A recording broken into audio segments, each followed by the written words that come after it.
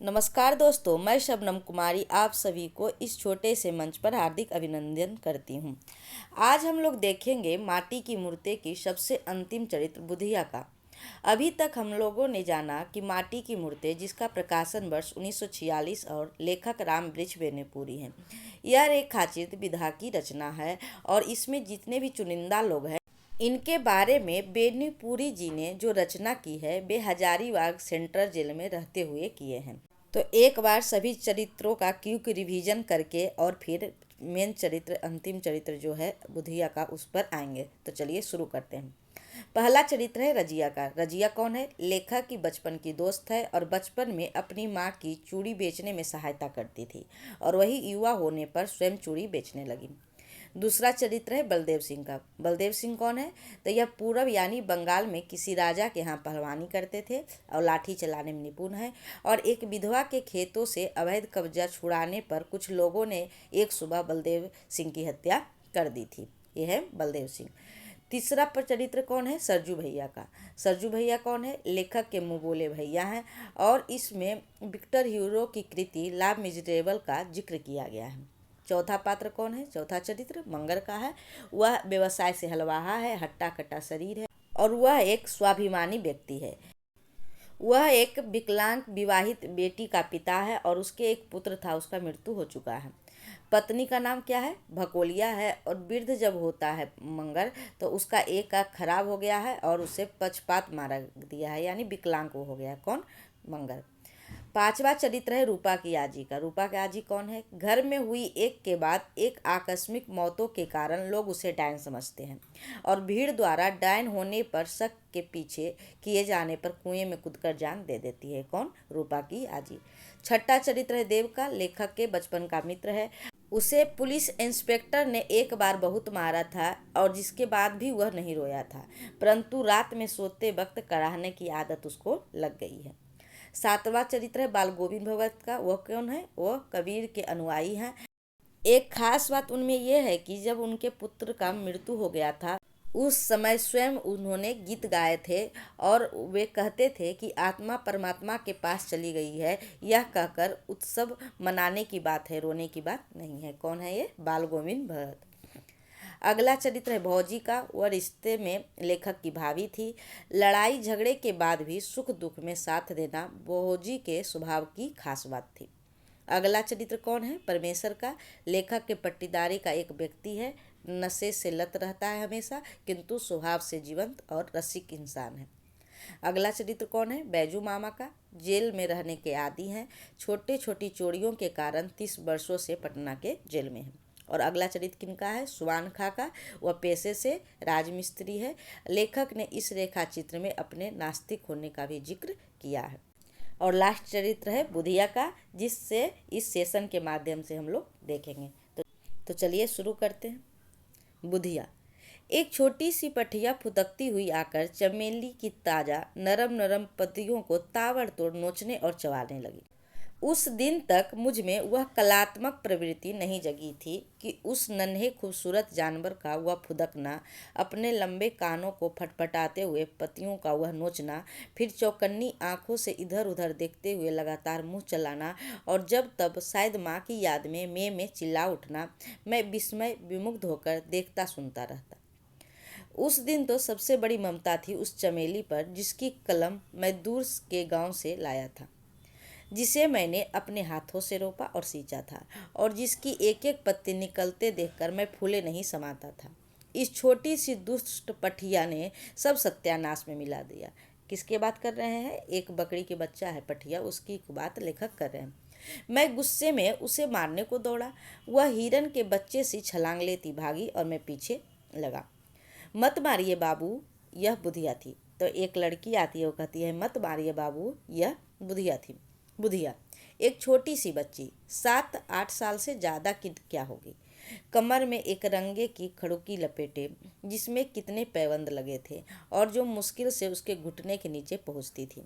समूचा शरीर नंग ढरंग गर्द गुबार से भरा, सामले चेहरे और काले बालों की लटें बिखेरी जिसमें धूल तो साफ और जुए भी रही होगी। एक नाक से पीला नेटा निकल रहा जिसमें वह बार बार सुरकने की कोशिश करती।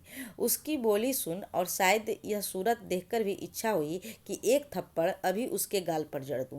तभी उसके पैर के नीचे जो नजर पड़ी तो ध्यान उस ओर बट गया और मेरा लड़कपन का मन वहीं जा उलझा। अरे तूने यह क्या बना रखा है? लेखक कह रहे हैं। मैं नजदीक बढ़कर देखने लगा। देखा निकट के पोखरे से गीली चिकनी मिट्टी लाकर वह तरह तरह के खिलौने बनाए हुए है। खेत में सरसों, चना, मटर वगैरह के फूल लाकर उन खिलौनों को खूब सजा रखा है उसने। खिलौनों की खास शक्लें तो नहीं है, हाँ आदमी के से आकार जो रंग बिरंगे फूलों से सजे होने के कारण जरूर ही भले दिखते थे। मैंने पूछा यह क्या है? वह कुछ शर्माई। फिर बुधिया क्या कहती है, आप मारिएगा नहीं ना तो बताऊं? आज पिटता जरूर लेकिन माफ कर दिया। वह मुस्कुरा रही थी। बैठ गई। बैठिए ना। उस गंदगी में मैं क्यों बैठने लगा? झुककर देखने लगा। उसने शुरू किया। यह है दुल्हा, सिर पर मोर, सरसों की फूल की ओर इशारा करती। बसंती मोर, यह है दुल्हन, कैसे भली चुंदरी मटर चने के फूलों की। इनकी होगी शादी, खूब बजेंगे बाजे। दो तीन बार उसने पेट पीटा, फिर मुंह से सीटी दी। ढोल भी, शहनाई भी। यह है कोहबर घर, धूल से चौकोर घेर कर बनाया। यह है फूल सेज, आम के हरे पत्तों पर कुछ फूल बिखरे। इस पर सोएंगे दोने और मैं गाऊंगी गीत। वह कुछ गुनगुनाने लगी, गाती झूमती, कुछ देर तल्लीन। मैंने देखा सुना किया। फिर मेरा ध्यान अपनी चमेली की ओर गया। दौड़ा, एक एक पत्ती गिनता, अफसोस करता। पठिया को जिंदा चबाने की कस्में खाता, बुधिया को गाली देता। फिर कुछ समय बाद की बात है। मालिक, जरा घास में हाथ लगा दीजिए ना। सिर नीचा किए, फिर बात पर तर्क वितर्क करता मैं गांव के उत्तर की ओर उस सड़क पर शाम को हवाखोरी कर रहा था कि यह आवाज़ सुन सिर उठा देखा। झुट पूठा हो चला था, यानी शाम हो रहा था। सड़क के नीचे खेत में एक युवती सी खड़ी मालूम हुई और घास के गट्टर उसके पैर के नीचे बगल में पड़ा था। मैं झल्ला उठा। उसकी शोखी पर क्रोध आया। मैं अब शहरी आदमी हूँ, साफ कपड़े पहने, गवई के लोगों की गंदगी से दूर रहने की कोशिश करता। फिर मैं घसर्रा चरवाहा थोड़े हूँ जो घास के गट्ठे उठाता फिरूँ। गांव में ऐसा कौन है जो मुझसे ऐसे कहने की ज़रूरत करे? लेकिन देखिए इसे, जिसने उठा दीजिए ना। मैंने घूरकर उसके चेहरे को देखा, आकृति और आवाज़ में तारतम्य बिठलाया। अरे यह तो बुधिया है, जवान हो गई। इतनी जवान, इतनी जल्दी? इधर उधर देखा, कोई नहीं। शाम हो रही थी, बेचारी को कौन उठा देगा। द्रवीभूत मैंने घास के गट्ठे में हाथ लगा दिए और वह गठ लिए झूमती चली गई। उसी समय एक ठहाका सुनाई पड़ा और थोड़ी देर में जगदीश मेरे नज़दीक पहुंच चुका था। आखिर आपको भी इसने फंसाया? जगदीश की आंखों में शरारत थी, आवाज़ में व्यंग। फिर उसने मानो बुधिया पुराण कहना शुरू किया। जगदीश कौन है? बुधिया का पति है, और वही आके कह रहा है लेखक के पास, यह आपको भी फंसा लिया। अब बुधिया पैबंद वाली बुधिया नहीं है। अब उसकी चुनर का रंग कभी मलिन नहीं होता। मानव वह रोज घास को आती जाती है, लेकिन उसके हाथ में ठेले की क्या बात। आप घिसे भी नहीं पाएंगे। रंग वही सांवला है, लेकिन उसके गहरे के सरे पानी की मुर्दनी नहीं है, कालिंदी है, कलकल छल छल है। जिसके कुल पर कितने ही गोपाल बंसी टेरते, कितने ही नंदलाल रासलीला का स्वप्न देखते। बुधिया जिस शहर के निकल जाती, जिंदगी तरंगे लेती। उसके बालों में चमेली का तेल चपचप करता है, उसकी मांग में टकही टुकली चमचम करती है। किसी वृंदावन में एक थे गोपाल और हजार थी गोपियाँ। यहाँ एक है गोपी और हजार हैं गोपाल। इन गोपालों को एक ही नाथ में नथ कर नचाने में बुधियों को जो मजा आता है, वह उस गोपाल को सहस्त्र फन कालियाँ को नाथने और उसके फन पर नाचने में कहाँ मिला होगा। मालूम होता है कि द्वापर का बदला राधा रानी इस कलयुग में बुधिया के मार्फत पुरुष जाति से चुका रही है। वह तड़पती रही और यह तड़पाती है। उफ, अनर्थ! मेरा सदाचार प्रवण हृदय चिल्ला रहा था और मैं सिर नीचा किए उस अंधेरे में घर की ओर लौट रहा था। जगदीश ने दूसरी राह पकड़ ली। थोड़ी दूर जाने पर गांव के नज़दीक पहुंचते पहुंचते मुझे ऐसा लगा कि मेरी बगल से जैसे शरीर छूता हुआ कोई संस निकल गया। मेरी गर्दन आप से आप पीछे मुड़ी। माफ़ कीजिए, यह दूसरा कसूर हुआ। वह ठिठक कर खड़ी हुई बोली। वह बुधिया थी। मैं जल उठा। बदमाश, बदचलन सुनकर शम्मा सोचाने के बदले वह ठठाकर हंस पड़ी और निधड़क नजदीक आकर कहने लगी, बाबू याद है मेरी पठिया आपकी चमेली चर गई थी। अंधेरे में भी उसकी बत्तीसी चमक उठी। यानी वह हंस रही थी। कौन? बुधिया। बदमाश, चल भाग। निसंदेह उस समय मेरा चेहरा लाल अंगार बन रहा होगा और वह दूल्हा, वह दुल्हन, वह कोहबर, वह फूलसेज और वह गीत। गीत सुनिएगा बाबू। सुनकर वह गाने लगी। सजनी चलहु पीऊ घरना, जानत ही लागू परम डरना। वह गाते गाते भागी, हंसती इठलाती। उफ, कैसी बेशरम बेहया। मैं क्या क्या ना बड़बड़ाया किया। और दूर दूर से उसके ठहाके की आवाज़ आ रही थी। फिर कुछ दिन बाद की बात है कि गेहूं की कटनी हो रही थी। मेरे भाई ने कहा, भैया आज मजदूर ज़्यादा होंगे, लूट लेंगे, जरा खेत चलिएगा। बस आपको सिर्फ खड़ा भर रहना है, काम तो आप होगा। खून में जो कहीं बची बचाई किसानी वृत्ति है, उसने नए काम के नए अनुभव के कौतूहल से मिलकर मुझे खेत पर ला खड़ा किया। एक पहर रात से ही, जिसमें गेहूं की पकी बालियां डंठल से ही झड़ न जाए, चांदनी चांदनी में जो कटनी हो रही थी वह खत्म हो चली थी। बोझे बांधे जा रहे थे। मजदूर बोझे बांधते, उनकी स्त्रियां और बच्चे गिरी हुई बालियों को अपने लिए चुनते। गिरी हुई बालियों के बहाने कहीं पसही कोई न चुन ले, इसीलिए मेरी यह तैनाती हुई थी। मैं एक जगह खड़ा चौकसी से अपनी ड्यूटी दे रहा था, लेकिन खेत में एक कोने पर मुझसे दूर एक मजदूर के पीछे एक अधेड़ स्त्री, उसके कई बच्चे ताबड़तोड़ बाल चुन रहे और मैं कहूँ कुछ फाउल प्ले कर रहे थे। ये कौन ये कौन औरत है? तू क्या कर रही है? मेरी ऊंची आवाज़ को औरत ने जैसे सुनकर भी नहीं सुना। हाँ, उसका मर्द शायद उसे डांट रहा था, ऐसा लगा। एक बार, दो बार, तीन बार अपनी अवज्ञा देख गुस्से से चूर मैं उस ओर बढ़ा। मुझे उस ओर बढ़ते देख उसके चारों बच्चे, जो 6 वर्ष की उम्र के अंदर ही रहे होंगे, उस स्त्री के समीप आ गए। छोटे ने, जो 1.5 वर्ष का होगा, गुड़क कर उसके पैर पकड़ लिए। कुछ अलग ही से मैंने डांटा, तू क्या कर रही है? हाथ से चुनने का काम जारी रखते हुए झुके झुके उसने मुंह फेरकर मेरी ओर देखा और बोली, सलाम बाबू।